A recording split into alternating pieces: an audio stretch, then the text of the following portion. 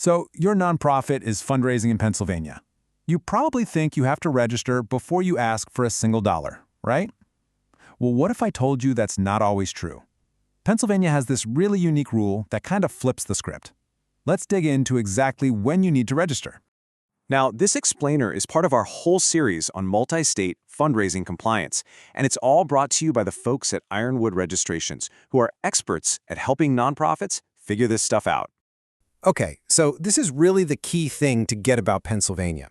You see, most other states make you register before you even start soliciting, but Pennsylvania is different. Their rules are only set in motion by specific events. So, what exactly are those events? Let's take a look. All right, to really understand this, let's first see who's making the rules. Then we'll dive right into the unique system they've set up for deciding when a nonprofit has to file. So the agency you need to know about is the Bureau of Corporations and Charitable Organizations.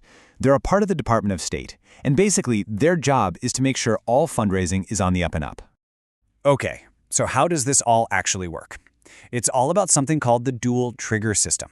And listen, if you only remember one thing from this entire explainer, make it this, because understanding these triggers is absolutely crucial for staying compliant. So, what is this dual trigger system? Put simply, it means you can actually start asking for donations, but the registration clock, well, it doesn't even start ticking until one of two specific things happens. It's a system that gives nonprofits, especially the smaller ones, a little bit of breathing room. All right, here they are, the two triggers you absolutely have to watch for. Trigger number 1 is about compensation. The moment you decide to pay anyone, a person, a company, to help you solicit donations, you have to register, and you have to do it before they get paid. The second trigger is all about money. Once your organization receives more than $25,000 in total contributions, and that's from anywhere in the country, not just Pennsylvania, a 30-day countdown begins. You've got to get registered within that window.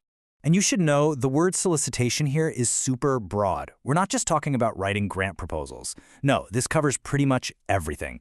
Your website's Donate Now button? That's solicitation. Your email blasts and social media appeals? Yep, that too. Direct mail, phone calls, fundraising galas, you name it. If you're asking for money, it's a safe bet that it counts. Okay, so let's say you've hit one of those triggers. What happens then? Let's walk through the actual process for filing with the state. The process itself is pretty straightforward, really. First, you'll pick a form, either the Unified Registration Statement, which is the URS, or Pennsylvania's own form, the BCO-10. Next, you'll round up all your required documents, things like your IRS determination letter and your financials. And then finally, you just submit the whole package, either online or by good old-fashioned mail. Now, about the filing fee.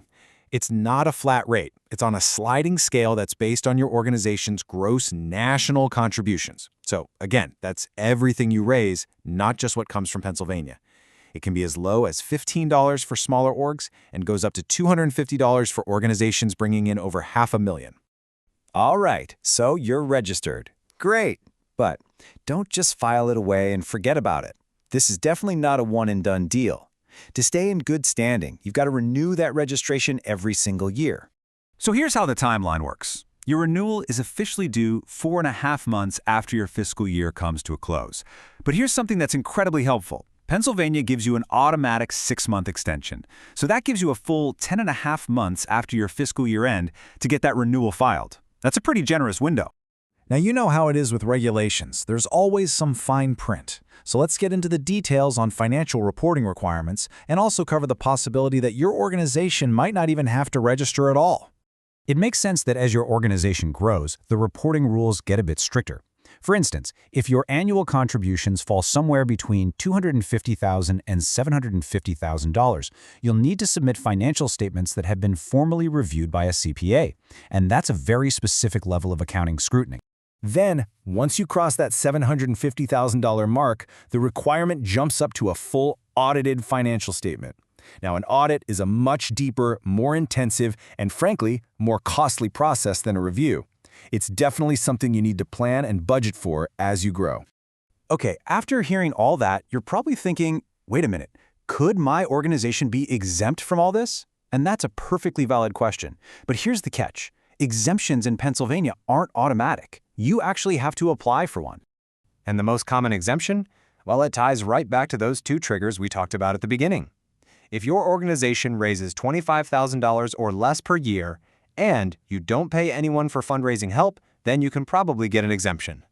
And hey, a really important note for anyone listening who isn't actually based in Pennsylvania, these rules still apply to you. If your nonprofit is asking for donations from people who live in Pennsylvania, you're on the hook for the exact same dual trigger system. It doesn't matter where your main office is. Whew.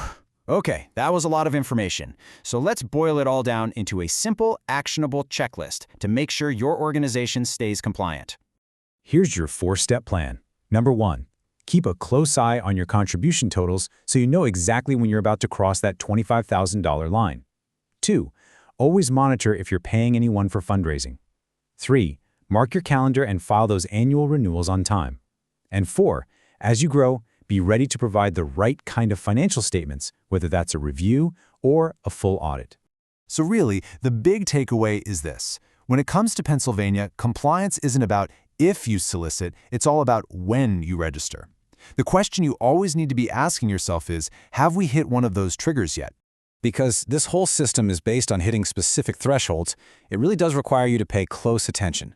And if managing all these moving parts, whether it's just in Pennsylvania or across a bunch of states, feels like a lot, well, that's where a firm like Ironwood Registrations comes in. They specialize in this stuff and help nonprofits stay compliant every day. You can find out more over at ironwoodregistrations.com.